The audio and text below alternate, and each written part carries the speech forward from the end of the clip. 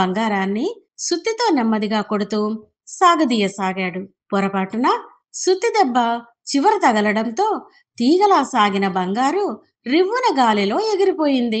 ముకుందుడు కంగారుగా అది ఎగిరిన వైపు వెతికాడు. పూర్వం సిరిపురం గ్రామంలో ముకుందుడు అనే స్వర్ణకారుడు ఉండేవాడు. కల్తీ లేకుండా నాణ్యమైన బంగారంతో ఆభరణాలు చేస్తాడని అతనికి పేరు. ముకుందుడు, అతని భార్య కౌసల్య ఇంటి ముందు కొంచెం ఖాళీ ప్రదేశం ఉంటే కూరగాయ మొక్కలతో పాటు ఒక సొరపాదుని పెంచసాగారు. ఒకరోజు ఆ ఊరి పెద్ద శరభయ్య తన భార్య సీతతో, అమ్మాయి పండక్కి వస్తానంది, ఒక మంచి బంగారు నగ చేయిద్దాం. అలాగే, పట్నంలో మంచి నగల వర్తకుడి వద్దకు వెళ్ళి తీసుకురండి. పట్నంలో ఎవరికెవరు, అతను కల్తీ బంగారంతో నగ ఇస్తే మరి ఎక్కడ కొంటారు? ఇంకెక్కడ, మన ఊరిలో ఉన్న ముకుందుడి వద్దే నగ చేయిస్తాను. అతను మనకు తెలిసినవాడు, పైగా మోసగాడు కాదు. నాకెందుకో ఈ నగ అతని వద్ద చేయించడం ఇష్టం లేదండి. ఎప్పుడో పాతకాలం పద్ధతిలో చేస్తాడేమో. అమ్మాయికి నచ్చుతుందో లేదో. అమ్మాయి పెళ్లికి చేయించింది అతని తండ్రి చేసిన నగలే కదా, నచ్చకపోవడం ఏంటి? ఇతను కూడా మంచి పనిమంతుడే. మన ఊరి వాళ్ళని మనం ప్రోత్సహించకపోతే వారి బ్రతుకు తెరువు ఏమి కావాలి? మీ ఇష్టం అంటూ వెళ్ళిపోయింది సీత. మరుసటి రోజు శరభయ్య ముకుందుడి వద్దకు వెళ్ళాడు. శరభయ్యను చూసి ముకుందుడు ఆశ్చర్యంగా, అయ్యా, మీరొచ్చారేమిటి? కబురు చేస్తే నేనే వచ్చేవాడిని కదా. పర్వాలేదులేవోయ్, ఎలా జరుగుతుంది పని? అయ్యా, ఇప్పుడు పెద్దగా పనులు లేవు. సరే సరే, మా అమ్మాయికి మొత్తం 20 కాసుల బంగారంతో ఒక మంచి బంగారు దండ కావాలి అంటూ 20 కాసుల బంగారం ఇచ్చాడు. చూడు ముకుందా, అమ్మాయి పండక్కి ఇంటికి వస్తుంది, ఆ లోపు నగ చేసివు. ఈ నగ చూసి అందరూ ఎక్కడ చేయించావని అడగాలి. ఆ విధంగా నీకు పనులు రావాలి. అయ్యా, ఇదంతా మీ మంచితనం. మంచితనం కాదోయ్, ముందు మంచి పనితనం చూపించు, దానికయ్యే మజూరి 2 ఇస్తాను. శరభయ్య వెళ్లిన తర్వాత ఇంటి ముందు సొరకాయ పాదులకు నీళ్లు పోస్తున్న కౌసల్యతో ముకుందుడు సంతోషంగా, ఏం చేస్తున్నావు కౌసల్య? ఏమండి, సొరకాయలు ఇప్పుడిప్పుడే పిందెలొస్తున్నాయి. చక్కగా ఎరువులు వేసి నీళ్లు పోస్తున్నాను. మంచిది. ఇప్పుడే మా నాన్నగారి మిత్రుడైన శరభయ్య గారు వారి అమ్మాయి కోసం ఒక నగ చేయమని 20 కాసుల బంగారం ఇచ్చారు. నగ చేసిస్తే మజూరీ కూడా ఎక్కువ ఇస్తానన్నారు. పోనీలేండి, పనులు లేక ఖాళీగా ఉన్న మీకు పని దొరికింది. మంచి నాణ్యతతో తొందరగా ఆ నగ చేసి ఇచ్చేయండి. ఆ పని మీదే ఉన్నాను అంటూ లోపలికి వెళ్ళాడు ముకుందుడు. శరభయ్య ఇచ్చిన 20 కాసుల బంగారం కరిగించి ముద్దగా చేశాడు. ముద్దగా ఆయన బంగారాన్ని సుత్తితో నెమ్మదిగా కొడుతూ సాగదీయసాగాడు. పొరపాటున సుత్తి దెబ్బ చివర తగలడంతో తీగలా సాగిన బంగారు రివ్వున గాలిలో ఎగిరిపోయింది. ముకుందుడు కంగారుగా అది ఎగిరిన వైపు వెతికాడు. ఎక్కడా కనిపించలేదు. కౌసల్య, కౌసల్య! ఏమైందండి అలా అరుస్తున్నారు? శరభయ్య గారు ఇచ్చిన బంగారం కనపడటం లేదు. అయ్యో, ఎంత పని జరిగింది అంటూ కౌసల్య ఇంటి లోపల బయట అన్ని చోట్ల వెతికింది. కాని బంగారం దొరకలేదు. ముకుందుడు కూడా అంతా వెతికాడు, కాని ఫలితం శూన్యం. అయ్యో, ఇప్పుడేమి చెయ్యాలి? ఆ పెద్ద మనిషి మనల్ని నమ్మి బంగారం ఇచ్చాడు. ఇప్పుడు ఆయనకి ఏం చెప్పాలి? చేసేదేముంది, బంగారం పోయిందని ఆ శరభయ్యకి చెప్పండి. చెప్పినంత సులభం కాదు కౌసల్య. పోయిందని చెప్పినా మనల్ని నమ్మరు. మనమే బంగారం కోసం అబద్ధాలు చెబుతున్నామని అనుకుంటారు. వ్యాపారం అంటేనే నమ్మకం. అది పోయాక ఇక ఈ ఊరిలో మనల్ని నమ్మి ఎవరు బంగారు పనులు ఇవ్వరు. అయితే ఇప్పుడు ఏమి చేద్దాం? కష్టమో నష్టమో బంగారం పోయిన విషయం చెప్పేసి ఏ రోజుకైనా ఆయన బంగారం విలువ తిరిగి ఇచ్చేస్తాను. ఇక ఆ రోజంతా ఇద్దరూ బాధపడుతూ ఉన్నారు. మధ్యరాత్రి అయింది. తలుపు దగ్గర చప్పుడైతే ముకుందుడు ఎవరా అని తలుపు తీశాడు. ఎదురుగా వీరమల్లు అనే ఒక గజ దొంగ నిలబడి ఉన్నాడు. తలుపు ఎలా విరగ్గొట్టాలా అని చూస్తున్నాను. నువ్వే సమయానికి తీసావు అంటూ లోపలికి వచ్చాడు.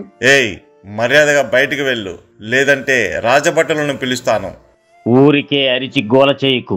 ఆ శరభయ్య ఇచ్చిన బంగారు కాసులు ఇచ్చేస్తే నేనే ప్రశాంతంగా వెళ్ళిపోతాను. ఓహో, అదా విషయం. ఆ బంగారంతోనే నగ చేద్దామని ప్రయత్నిస్తుంటే అది పోయింది. దానితో దిగులు పడి కూర్చొని ఉన్నాం అంటూ జరిగిందంతా చెప్పాడు ముకుందుడు.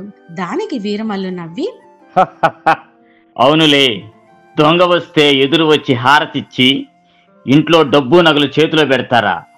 మనమే వెతుక్కోవాలి. నువ్వు నీ భార్య కాసేపు పక్కన ఉంటే నేనే వెతుక్కుని తీసుకుని వెళ్తాను. అయ్యా, మేము చెప్పాల్సింది చెప్పాము, మీరే వెతుక్కోండి. మా ఇంట్లో బంగారమే కాదు, ఒక్క దమ్మిడి కూడా లేదు. సరే, మీరిద్దరూ ఇలా ఓ పక్కగా నిలబడండి. నా పని నేను చూసుకుంటాను అంటూ వీరమల్లు ఇల్లు మొత్తం వెతకసాగాడు. అతనికేమీ దొరకలేదు. వీరమల్లు అసంతృప్తితో ఛీ, నా సమయం అంతా వృధా అయిపోయింది అంటూ బయటికి వెళ్ళాడు. బయట గస్తీ తిరుగుతున్న భటుడు వీరమల్లు వెనకబడ్డాడు. కాని అతను దొరకలేదు. లోపల కౌసల్య ముకుందుడితో, ఏమండి, నాకు ఒక ఆలోచన వచ్చింది. ఇప్పుడు దొంగ మన ఇంట్లో పడిన విషయం ఊరు మొత్తం తెలిసిపోతుంది. దీనిని మనం అవకాశంగా తీసుకుని ఆ శరభయ్య బంగారు కాసులు దొంగతనం జరిగిందని చెబుదాం. అప్పుడు మన మీద ఎటువంటి అపవాదు రాదు. కానీ అది కూడా తప్పు. ఇటువంటి పని చేస్తే అప్పుడు మనం ఆ దొంగ కన్నా దొంగ అవుతాం. బాగుంది మీ మంచితనం. అలాగే నిజం చెప్పి నిజాయితీగా ఉండండి. కాని మిమ్మల్ని ఎవ్వరూ నమ్మరు. మీ ఇష్టం వచ్చినట్టు చేసుకోండి. తెల్లారింది.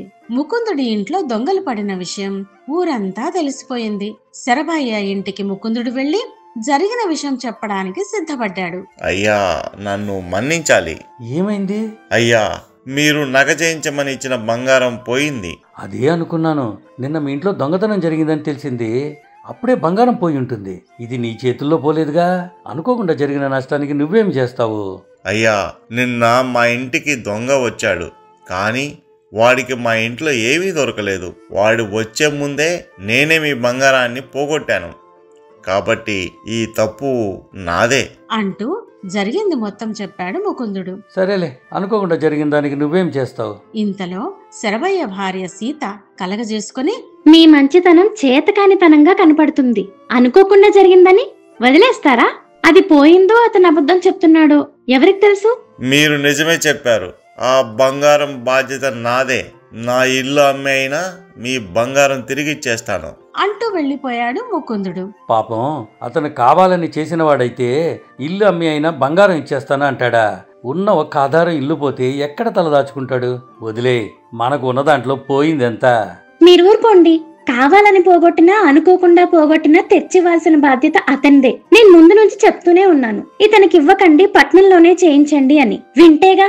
ఇప్పుడు చూడండి ఏం జరిగిందో. శరభయ్య మౌనంగా ఉండిపోయాడు.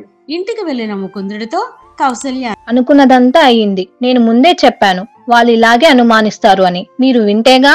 ఇప్పుడేం చేద్దాం? ఏముంది, ఇల్లు అమ్మేయడమే. అదొక్కటే పరిష్కారం.